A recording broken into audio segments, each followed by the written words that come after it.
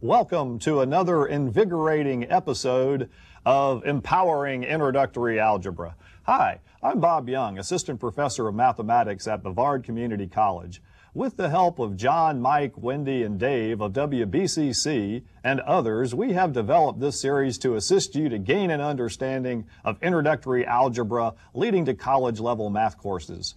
We will bring you main ideas of key algebra concepts, tons of examples, great graphics, and study tips to help you be the best mathematics student possible.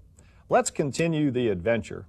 We're going to go ahead and start with some study tips today on some graphics here. And study tip number 11 is, and this is a lot of students have this problem, don't worry if you don't understand a given math topic right away. No one understands every topic completely from start to finish. As you gain knowledge and work through the problems, you will feel the power. So don't get discouraged. And going with that in mind, number 12 here, study tip, and this is the last of the 12, and we'll keep reiterating these as we go through lesson to lesson, is establish a certain mindset.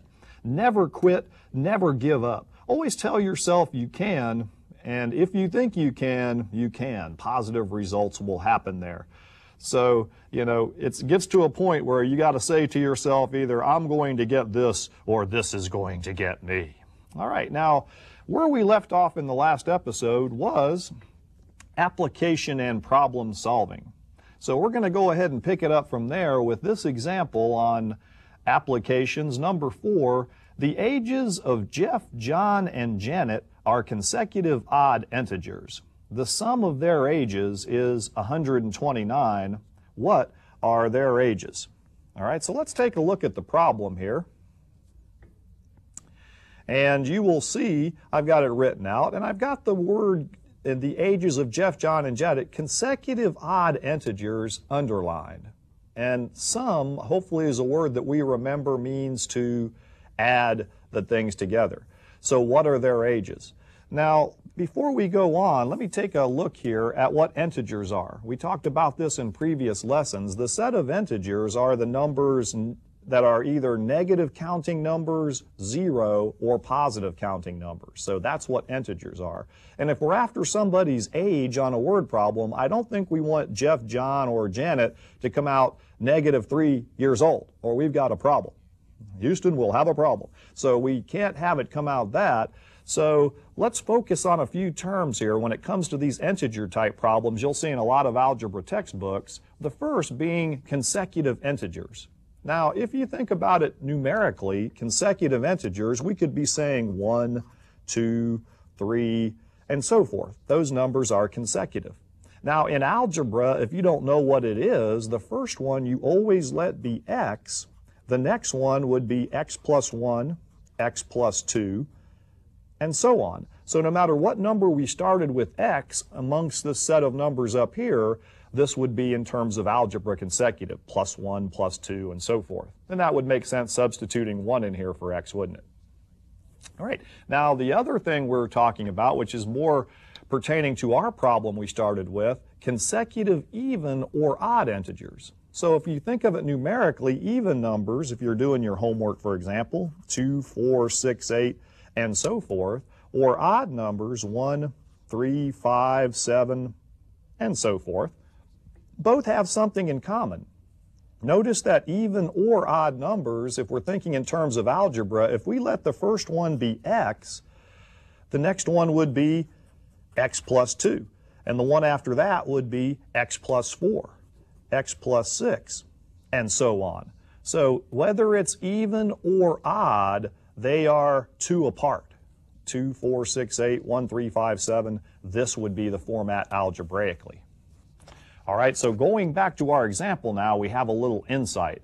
So if Jeff, John, and Janet are consecutive odd integers, we're going to call the first one, which would be Jeff, what? X. If they're odd numbers, they're how many apart? 2. The next one would be x plus 2. That would be John, and Janet would be x plus 4. All right. Now here's where that keyword sum comes into play. The sum of their ages is 129. So in other words, if I take x and I add x plus 2 and I add x plus 4, if I take these three ages and add them together using the word sum, they will total 129. And we talked about in the last lesson that all word problems are equations in disguise. It's just getting you to get here. And remember, for every example I do here, there's examples in your books. We have all kinds of outlets out there to assist students. Okay, add like terms. X plus x plus x is 3x plus 6 equals 129. We'll solve this equation by taking the plus 6 over, by subtracting 6 from both sides, leaving us with 3x equals 123. So dividing both sides by 3, we end up with x equals 41. Now again, don't go jumping for joy. Don't say, I solved it, I got x, because make sure you answer the question being asked. When x is 41, what are we talking about? Well, we're talking about Jeff's age. Jeff is 41 years old. And it's kind of nice we didn't come out with a negative answer here, or we really would have known something's wrong.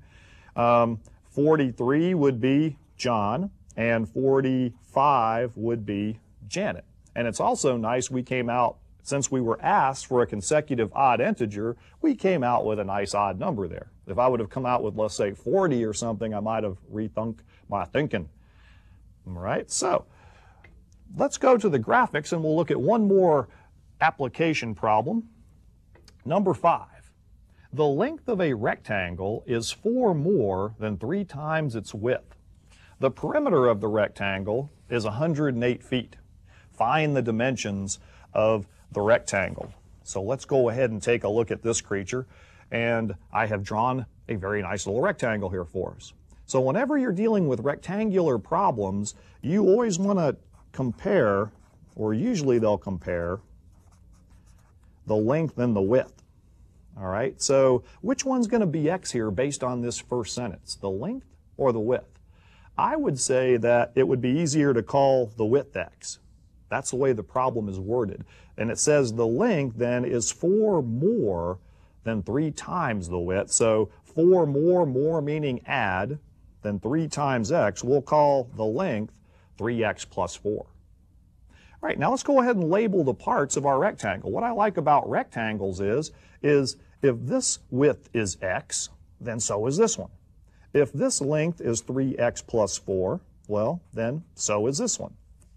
All right, and there's one more key word to deal with in this problem, and that is the word perimeter. Perimeter. Now, perimeter, when it comes to geometric figures, means add all the sides. All right, so perimeter always means add the sides up. So we're going to go ahead and take the perimeter of this rectangle by adding together all of these sides. So how many x's are we going to have? 3 plus 3, the lengths is 6, 7, 8x. All the numbers added together, collecting like terms. 4 plus 4 gives me 8. So the perimeter in terms of x, based on what they gave us, is 8x plus 8. And I bet you know what we're going to set that equal to. Right, 108 feet. So now we can solve and get the dimensions of the length and width. So again, once you crack one of these word problems, the equational part's usually not too bad. We'll go ahead and subtract 8 from both sides, and we'll get 8x equals 100. So to take out addition, attack it with subtraction. To take out multiplication, we learned earlier to attack it with division, divide both sides by 8. And we end up with x being 100 over 8, which reduces to 50 over 4, cutting it in half, which reduces to 25 halves. Now this is one of those, if you're like going into one of the area places that sells lumber and supplies and stuff, and you were asking them for so many feet of something, I don't think you'd go up and say, excuse me, sir, can you give me 25 halves feet of 2x4 or whatever? I mean, this is not really a good thing to leave in this problem. So let's go ahead and divide the bottom into the top. So 2 goes into 25, 12, with 1 left over. It will come out 12 and a half feet. So the the width of this rectangle would be 12.5 feet or 12.5 feet, whichever way you want to look at it. Some students like to go ahead and throw the decimal in there, and I think the decimal is going to be a little bit nicer if we go ahead and now get the length of this rectangle. So we'll come down here and say 12.5 times 3 is, let's see here, 15, 6, 7, 37.5 plus 4 would be 41.5 or 41.5 feet. So that would be the dimensions of my rectangle. And again, remember, I didn't always promise you these would come out nice numbers. And if you guys have ever built something or used some lumber or rectangular gardens or something of the nature, very seldom will you come out with exact numbers here. All right, so watch out and don't always expect exact numbers. All right, let's go back to the graphics. Percents. All right, I have a lot of students who just don't understand how percents are used. And I mean, you talk about something that's used in real life, and here we go. So for all percent problems, what I like to do is tell students to keep in mind that key number 50%. So 50%, most of us know, is 50 over 100, which reduces to 1/2. And 1/2, we know, reduces to 0.5. So if you remember that 50% is 1/2 or 0.5, you really remember a whole lot of different percentage applications in your basic math. All right, so if you are asked what percent in algebra and you don't know what the percent is, you can assign it a variable. And I said, let's say p% here. So notice I wrote p% as a fraction would be p over 100, or as a decimal would be 0.01, 0.01 being 1/100 times p, 0.01p. All right, so let's look at some examples here on the next graphic on some percent problems. And the first two are what percent of 80 is 32, and the second one is 12 is what percent of 45. All right, so let's go back here to the examples here and we'll look at that. All right, now what percent, you can, anytime you see that word, there's a couple ways to attack it here. I'm going to go ahead and substitute in 0.01p. All right, of is a word meaning multiply in algebra, so we talked about that in earlier lessons. So we'll go ahead and multiply 0.01 times 80. Is that word we said means equals 32, and voila, you have your nice equation in disguise. Or other instructors like to, whenever they do these type of percent problems, say what percent is p over 100. They'll go ahead and make the fraction for what percent here rather than 0.01p. Same thing. And what they do then is they say equals, you can either say 32 over 80 or 80 over 32, and whatever comes after of always goes on the bottom. So it would be a little fractional problem here where we could cross multiply and get the answers. So either way is fine. So we'll show you that both ways work. So if I multiply 80 by 0.01, that becomes 0.8p equals 32. And to divide by 0.8, because it certainly doesn't hurt us to get some basic skills examples in here. Whenever you divide by a decimal, remember, we can do this the old-fashioned way, that you can't have a decimal on the outside when you divide. So you want to make this a whole number. So what you're really doing is moving this over 1 by multiplying top and bottom of this by 10 to clear the decimals out, which means the 32's decimal gets moved over 1 as well.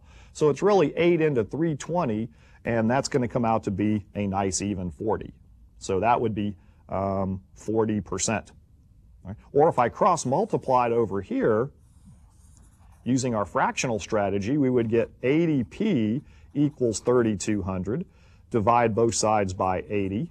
And again, we would end up with the answer of 40%.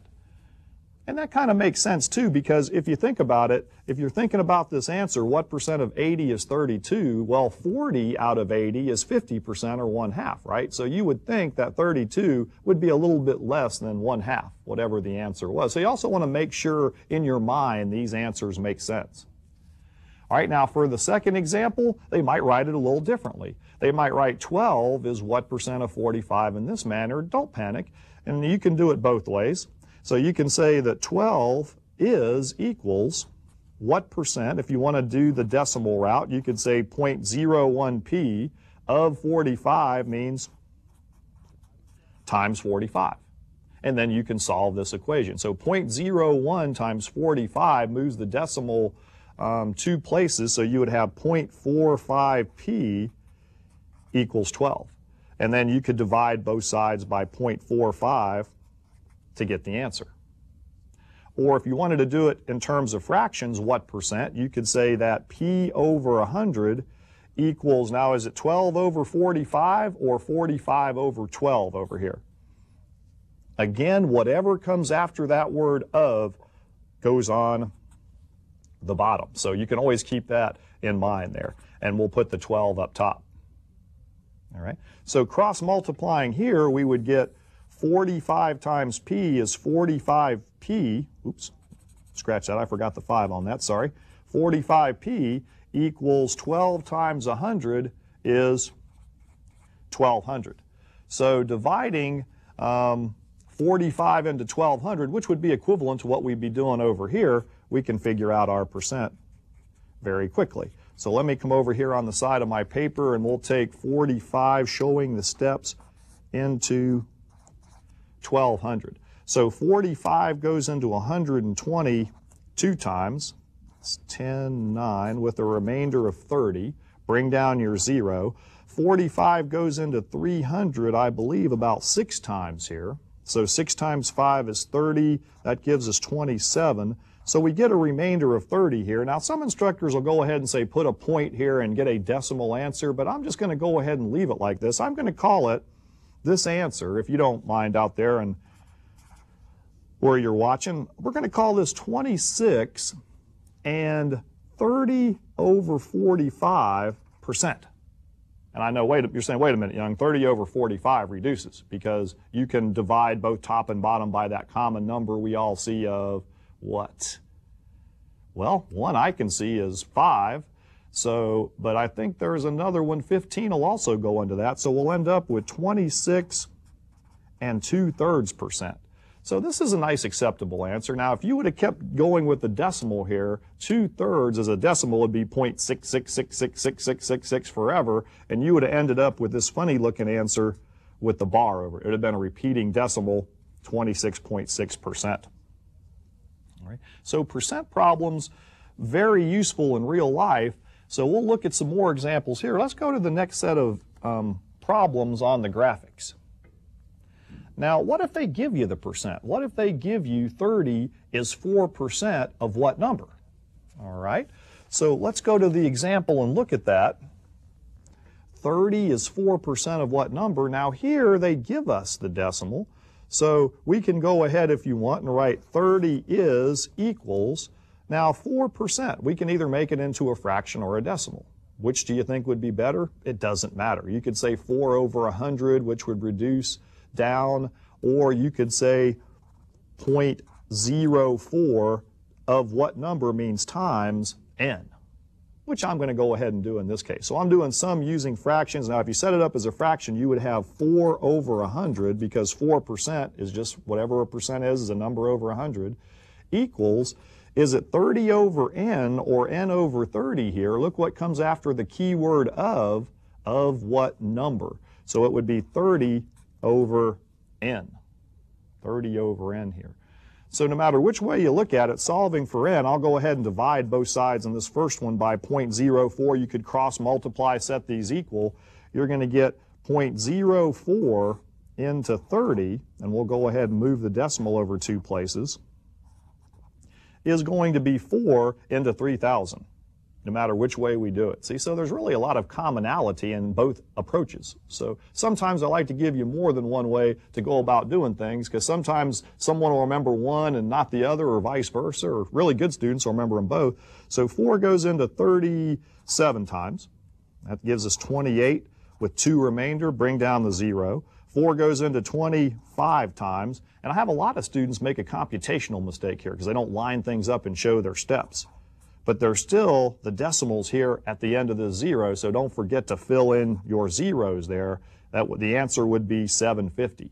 Now notice the 750 is answering the question in this case, what number? So 30 is 4% of 750. Now that makes sense because 4% of this large number here, it's not a lot of it. So this even makes sense when I start plugging the numbers back in. Like I said, plug in, make sure it makes sense to you. All right, now where in real life are we going to use this? Let's go back to the graphic here real quick. Number 4, it says June left a 20% tip for a meal that cost $56. All right, waitresses out there, we're going to help you out today. We're going to show these students, if you're a good waitress, how to leave you a good tip. All right, and you know, the bad waitresses, well, we won't go there. But anyway, how much was the tip is part A, and what was the total cost of the meal, including the tip, is part B. All right, so let's go back to the example here. And here's the problem. Excuse my left there. I kind of scribbled that in there. June left a 20% tip, so we're really after what is 20% of $56. So if we change 20% into a decimal, we can say that's 0.2 or 0.20, but 0.2 is the same thing. You can drop off zeros at the end of decimals, times 56. All right, so and whenever you want to figure out a tip in a restaurant, all you have to do is just multiply by whatever percent you want to leave. In this case, 0.2 for 20. And that's going to give us, moving the decimal 1 in the answer, 11.2. Now that doesn't make sense. We're not going to leave our waitress 11.2. We're going to leave her $11.20. All right, so the tip would be $11.20. And boy, that must have been a nice meal there. Now, the cost of the meal total then, when you write it in, sometimes you pay on your credit card. You line up the decimals here.